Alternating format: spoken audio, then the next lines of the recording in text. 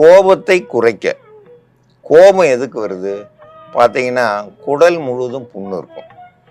உடல்ல புண்ணு இருந்தாலே யார் எது சொன்னாலும் அதை கேட்க மாட்டாங்க. அங்கே உள்ள எரிய எரிய எரிய அங்கே மூளைக்கு போய் அந்த சூடு ஏறி கோபம் வர ஆரம்பிச்சிடும். உள்ள ஏன் எரியுது? நீங்கள் சாப்பிட்ற சாப்பாடுகள் சரியில்லாதாலும் எரியுது. அந்த உணவுகள் சரியான முறையில் ஜீரணம் ஆகலைன்னா உள்ள முழுதும் உடல் புண்ணாகும். அது மட்டும் இல்லாமல் நம்ம மூளை கொஞ்சம் மந்தமாயிரும். அந்த நேரத்தில் அதை சரி செய்யறதுக்கு அத்திக்காய், ஜாதிபத்திரி, நாட்டு மாட்டு பால், பன்னீர் ரோஜா, மலைத்தேன், இதெல்லாம் கூட்டு கலவையா சேர்ந்து இப்ப நம்ம மருந்தா தயாரிக்க போறோம்.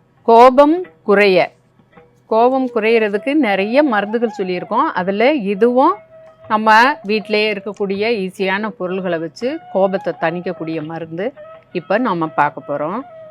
சாதிபத்திரி கொஞ்சம் துவர்ப்பு தன்மையாக இருக்கும். அதே நேரத்தில் நமச்சல் உள்ளுக்குள்ளே தங்கி இருக்க பழைய உணவுகள் தங்கிட்டு இருந்துச்சுனாலும் வயிறு பொறுமல், கசடுகள் வெளியேறாமல் இருந்தாலும் அவங்களுக்கு ஒரு விதமான கோபக்குறிகளை உண்டு பண்ணக்கூடிய சுரப்பிகள் அதிகமாக சுரந்து மோசன் வெளியே போகாமல் இருந்தாங்கனாலும் அவங்களுக்கு அதிக கோபம் வரும். முடியாமைனால கோபம் வரும். இது சாதிபத்திரி ஒரு பூவில் பாதி எடுத்துக்கலாம். கொஞ்சமாக எடுத்துக்கிட்டால் போதுமானது. இந்த அளவுக்கு எடுத்துக்கிட்டால் போதும். அத்திக்காய், அத்தி பிஞ்சு, இதில் பால் வரும். உடனே நம்ம பிடுங்கினோம்னாக்கா பால் இதில் இருக்கிற காஞ்சதுனாலும் ஒரே வேலை தான் செய்யும். இப்போ பிஞ்சு நம்மளுக்கு கிடச்சிருக்கிறதுனால வயிற்றுக்குள்ள இருக்கிற புண்ணு, அந்த செமிக்காமல் இருக்கிற பழைய உணவுகள் இதெல்லாம் சீக்கிரமாக செரிக்க வச்சு பசியை தூண்டக்கூடியது, கோபத்தை கட்டுப்படுத்தக்கூடியது. கசடுகள்லாம் வெளியேறிடுச்சுனாக்கா அவங்களுக்கு அந்த கோபம்ன்றது தணிஞ்சிரும். அத்தி பிஞ்சு, அத்திக்காய், இது அத்தி பிஞ்சு ஒரு 5 எடுத்துக்கிறலாம். இப்போ இது ரெண்டையும் அரைச்சி எடுத்துடலாம்.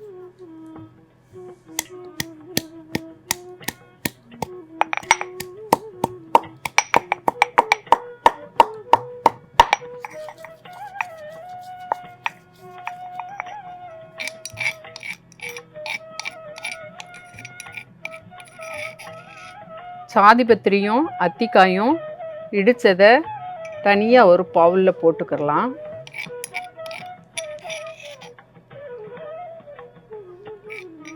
நாட்டு மாட்டு பால், காஞ்ச பால் ஒரு 100 மில்லி கூட சேர்த்துக்கலாம். இது கூட உள்ளே இருக்கிற புண்ணு இதெல்லாம் ஆத்துறதுக்கு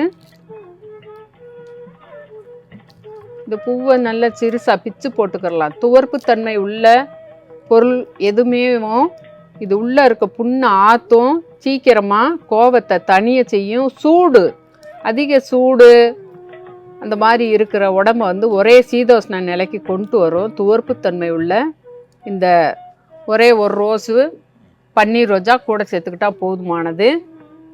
சுத்தமான தேன் நல்லா ஒரு ஸ்பூன் அளவுக்கு கூட சேர்த்துக்கலாம்.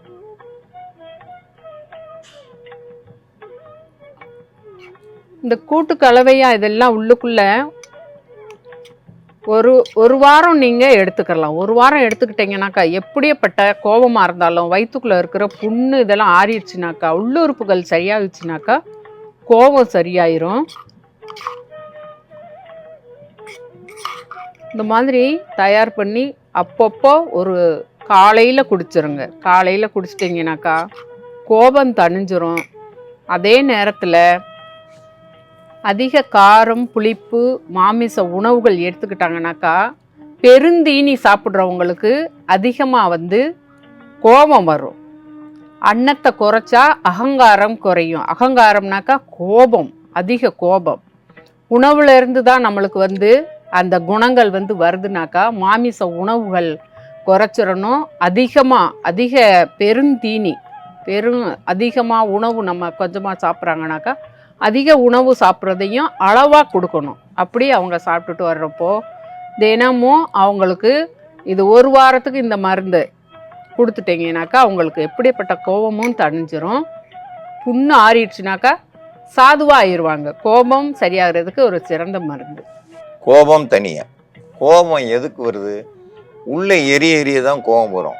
நேரத்துக்கு சாப்பிடாம இருக்கிறாங்க இல்லையா, அவங்களுக்கு உள்ள சுரப்பிகள் சுரந்து உடல் முழுவதும் புண்ணாயிடும். உடல் முழுவதும் புண்ணாகும்போது அதிக அளவு கோபம் வரும். நேரத்துக்கு சாப்பிட்றது இல்லாமல் சாப்பாடை மாற்றி சாப்பிட்றது. முதல்ல வந்து சப்பாத்தி பரோட்டா சாப்பிட்டு அதுக்கு மேலே சோறு சாப்பிட்டிங்கன்னா அது செமிக்காது.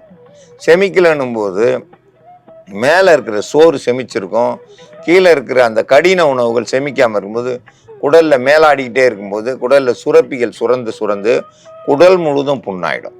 அது இல்லாமல் வாந்தி எடுத்திருப்பாங்க, அவங்களுக்கு பார்த்தீங்கன்னா தொண்டை முழுவதும் புண்ணு இருக்கும்.